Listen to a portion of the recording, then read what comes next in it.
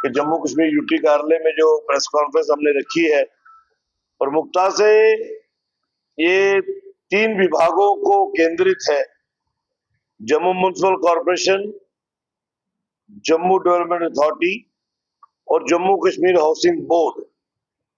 अब मैं इसकी बैकग्राउंड पे जाऊं तो चुनावों के बाद उमर अब्दुल्ला की सरकार का गठन होना और उमर अब्दुल्ला का मुख्यमंत्री बनना, और मुख्यमंत्री महोदय के पास अनेक विभाग हैं, लेकिन उसमें से 3 मेन विभाग है। रेवेन्यू है, फाइनेंस है और हाउसिंग एंड अर्बन डेवलपमेंट है। हाउसिंग एंड अर्बन डेवलपमेंट के अधीन वो तीनों विभाग आते हैं, जिस विषय के ऊपर आज हमने ये प्रेस कॉन्फ्रेंस रखी है कि उनकी आज की परिस्थितियां क्या है। अब मैं से ये नहीं कहूंगा कि एक्सक्लूसिवली बाहू कॉन्स्टिट्यूंसी ही उस पर निर्भर है। हमारा जम्मू म्युनिसिपल कॉर्पोरेशन का एरिया, जेडीए का एरिया और हाउसिंग बोर्ड के नाते जहां भी हाउसिंग बोर्ड की कॉलोनीज है वो सब एरिया उसके अधीन आता है। लेकिन मुख्यमंत्री महोदय के पास जो भी 3 प्राइम विभाग है, उन तीनों का दिवाला निकला हुआ है। आप फाइनेंस विभाग की बात करें, ये मुझे लगता है पहली ऐसी सरकार होगी जिसकी बजट पास होने के बाद भी लागू नहीं हो पाई। आपको पता है असेंबली सेशन में बजट पास हुई और 31 मई आज खत्म होने को आया है।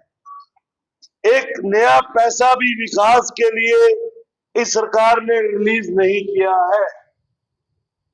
कॉन्स्टिट्यूंसी डेवलपमेंट फंड जो कि एमएलए का प्रेरोगेटिव रहता है, 6 महीने के पहले पैसे थे ड्यू, अक्टूबर से मार्च तक के वो नहीं दिए। फिर मार्च के ऑनवर्ड्स अगले साल का 25-26 का जो सीडीएफ था उसका अभी तक दूर दूर तक कोई नामो निशान नहीं है, जिसकी वजह से लोगों के अंदर भी ह्यूल कराई है। और ऐसा नहीं है कि जम्मू कश्मीर भी बराबर सफर कर रहा है, क्योंकि लोगों ने जब वोट दिया था ना इस उम्मीद से दिया था कि ठीक है केंद्र सरकार जम्मू कश्मीर में विकास का नया तामझाम चला रही है, तो सरकार बनने के बाद इसको और एक्सपीडाइट होगा। केंद्र सरकार की जो योजनाएं हैं वो तो लागू हो रही है। केंद्र सरकार ने जो काम चलाए, चाहे वो नेशनल हाईवे का हो, एक्सप्रेस वे का हो, उसमें तो कोई रुकावट नहीं आ रही, वो काम चल रहे हैं। लेकिन स्टेट गवर्नमेंट के माध्यम से जो कैपेक्स के पैसे आने थे, जो कॉन्स्टिट्यूंसी डेवलपमेंट फंड्स लेजिस्लेचर्स को मिलना था, वो बिल्कुल 8 महीने में निर्धारित है। 8 जून को विधायक बने हुए सबको 8 महीने हो जाने हैं। रेवेन्यू डिपार्टमेंट की बात करें तो रेवेन्यू डिपार्टमेंट में इतनी चोरियां हैं कि मुख्यमंत्री महोदय मुझे लगता है कि आज तक उस बुलंदे को उन्होंने खोल के नहीं देखा होगा। और वर्स्ट इफेक्टेड उसमें जम्मू कैसे है, जो हमारा जमीनों को, मालकी जमीनों को कुछ अफसरों की बदमिजाजी की वजह से गैर मुमकिन खंड बना दिया गया। 7 लाख कनाल जमीन की जम्मू की, चाहे वो जम्मू है, सांबा है, कठुआ है, जो यदि पुष्टि मालकी जमीनें थी, जब खरीदी हमने या किसी ने 15, 20, 25, 30 साल पहले तो मालकी थी, जब उसमें काम करने गए, उसको बेचने के लिए गए, वो गैर मुमकिन खंड होगी। वाह, क्योंकि इनकी कलम थी और इन्होंने उसकी किस्म ही बदल दी। उसके ऊपर मुख्यमंत्री महोदय कोई काम नहीं कर रहे। विधानसभा में भी हमने उस पर बात करी, लेकिन ब्यूरोक्रेटिक ताना बाना और उनका जो जाल है, उस जाल को मुख्यमंत्री महोदय जो है वो फांद नहीं पा रहे हैं। उसका नुकसान जम्मू कश्मीर को और खास करके जम्मू को भारी भरकम हो रहा है, क्योंकि आज ये गैर मुमकिन खड्डों की जद से इन जमीनों को निकाले, जमीनों की सेल परचेज बढ़ेगी तो सरकार के घर में रेवेन्यू जनरेट होगा।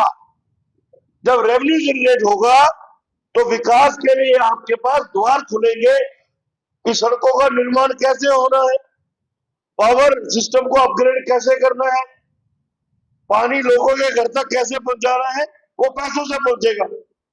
तो पैसे जनरेट करने की तरफ मुख्यमंत्री महोदय का कोई ध्यान नहीं है। अब तीसरा विभाग हाउसिंग एंड अर्बन डेवलपमेंट, जिसमें जम्मू बड़ी बुरी तरह से ग्रस्त है, चाहे वो जेडीए है, जेएमसी है या जम्मू कश्मीर हाउसिंग बोर्ड है। और जम्मू कश्मीर हाउसिंग बोर्ड और जेडीए ने तो भाई पार ही कर दिए बिल्कुल। भाई जो आपने कॉलोनी बना दी, आपने प्लॉट लॉट कर दिए, आपके नक्शे के अनुसार मकान बन गए, अब दूसरी तीसरी पीढ़ी ने प्लॉट ट्रांसफर कराना है, फिर हाउसिंग बोर्ड की इंटरफेरेंस क्यों? जब आपने राइटिंग में वो प्लॉट जो है as per your terms and conditions एक मालिक को दे दिया, आपकी टर्म्स एंड कंडीशन से उसमें निर्माण भी हो गया, रेजिडेंशियल हुआ, अगर वो कमर्शियल भी हुआ तो आप लोगों की मर्जी के बिना नहीं हुआ, तो फिर आज उसको फ्री होल्ड राइट क्यों नहीं? और यही आज जेडीए का है, ना रेजिडेंशियल को फ्री होल्ड राइट है, ना कमर्शियल को आप कमर्शियल क्लियर कर रहे हो। खास करके मैं कहूंगा मेरी भाऊ विधानसभा क्षेत्र के अंदर जितना भी बड़ा एरिया है, हम ट्रांसपोर्ट नगर को ले लें, हम फ्रूट मंडी वेजिटेबल मंडी को ले लें, आपने जब मंडी की दुकानें दी, उनको स्ट्रिपें दी, आपने एग्रीमेंट किया कि 40 साल के बाद आपका ये एग्रीमेंट रिन्यू होगा।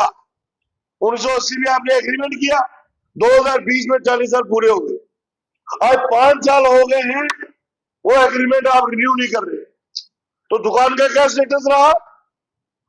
आज उनके सिर पे वो तलवार लटक रही है, बैंकों के करोड़ों रुपए के उनके कर्जे हैं, बैंक उनको फर्दर लिमिट एक्सटेंशन नहीं दे रहा, उनका बिजनेस खतरे में है, लाखों घरों की रोजी रोटी का साधन ये जम्मू के व्यापारी हैं। जम्मू की जितनी भी मार्केटें हैं, चाहे वो अप्सरा रोड है, चाहे वो छन्नी हिम्मत है, चाहे बाकी जितने भी कमर्शियल इदारे हैं, उसको हाउसिंग बोर्ड रेगुलराइज क्यों नहीं कर रहा? उसको तत्काल रेगुलराइज करना चाहिए। जो आपके नॉमिनल चार्जेस है लोग वो भी देने को तैयार है, हालांकि वो बनते नहीं है। यहाँ का नुमाइंदा होने के नाते मैं कहूंगा वो नहीं बनते, क्योंकि जब आपने प्लॉट दिया था आपने उस वक्त के रेट के हिसाब से पैसे ले लिए थे, उसके बाद उसमें निर्माण हुआ। अगर किसी ने घर के अंदर दुकान बनाई है तो खुशी से अपने घर में दुकान कोई नहीं बनाता है। एक घर के अंदर से अगर कोई अपना ड्राइंग रूम, अपना बेडरूम, अपना लॉन काट के अगर दुकान बनाता है, उस परिवार की मजबूरी होती है। वो मजबूरी क्या होती है कि घर में बच्चे जवान बैठे हैं, डिग्रियां करके बैठे हैं, नौकरी नहीं है, उनको रोजगार खोल के देना है, उसको दुकान खोल के देनी है, इसलिए अपने घर के आंगन को काट के वहां हम एक दुकान बनाएंगे और बेटा वहां कारोबार करेगा, अपने बच्चों का पालन पोषण करेगा। तो क्या गलत करेगा वो? तो मुझे लगता है कि मुख्यमंत्री महोदय को अपने हर विभाग को ध्यान देना चाहिए, लेकिन Jammu Kashmir housing board, JDA और जेएमसी की कारगुजारी के ऊपर सख्त दिशा निर्देश देने चाहिए। पॉलिसी मैटर है, पॉलिसी कमजोर है। जो 60 साल पहले की पॉलिसी थी वो 2025 में कैसे लागू हो सकती है? आप गांधीनगर के लोगों को बोल रहे हो कि अपने घर के आगे का 10 फुट का एरिया छोड़ दो, ये हमारा है, आपका था, तो जब दिया तब क्यों लिया? 60 साल तक आप क्यों चुप रहे? आज गांधीनगर की सड़कें 40-40 फुट चौड़ी है, हमें नहीं चाहिए भाई 60 फुट की सड़क। आपके गांधीनगर के किस नागरिक ने आपको बोला, किस रेजिडेंट ने बोला कि मेरी सड़क 60 फुट की बना के दो? हमें 40 फुट की सड़कें मंजूर है। और मैं गांधीनगर के हमारे नागरिकों को, मेरे वोटर्स को आग्रह भी करूंगा कि हाउसिंग बोर्ड के दबाव में आकर अपने घर की स्ट्रिपों को खाली मत करो। जहां ये जबरदस्ती करते हैं मैं आपका नुमाइंदा खड़ा हूं, जहां जबरदस्ती करेंगे मुझे बुलाइए, पहले मुझे पास करेंगे तभी मैं जबरदस्ती होने दूंगा। मैं कभी भी उनको अलाउ नहीं करूंगा कि किसी के घर की दीवार को जबरदस्ती तोड़े। लेकिन कुछ घरों को क्योंकि ट्रांसफर कराना है, प्लॉट बच्चे के नाम पे करवाना है, तो एक ब्लैकमेलिंग का हथियार जम्मू कश्मीर हाउसिंग बोर्ड ने बना दिया कि भैया ये प्लॉट तब तक ट्रांसफर नहीं होगा जब तक वो 10 फुट की स्ट्रिप नहीं छोड़ोगी। वो मजबूरी में छोड़ रही है और लोगों की मजबूरी का फायदा जम्मू कश्मीर हाउसिंग बोर्ड ले रहा है। और जेडीए का भी यही हाल है। हमारा त्रिकुटा नगर है, डेवलपमेंट के नाम पे जेडीए एक पैसा लगाने को तैयार नहीं। जेडीए की स्ट्रिपें एनक्रोच हो रही है या हो रखी है, उसको खाली कराने को जेडीए तैयार नहीं। जेडीए को एम्पावर करने की जरूरत है। फोर्स दीजिए जेडीए को, मैन पावर और दीजिए, और जितना भी जेडीए का रकबा कब्जा हुआ है, वो कोई भी व्यक्ति है, किसी भी जात समुदाय से है, वो बड़ा है या छोटा है, और रकबा छोटा है या बड़ा है, वो जेडीए से खाली करवा के जेडीए के हवाले करना चाहिए।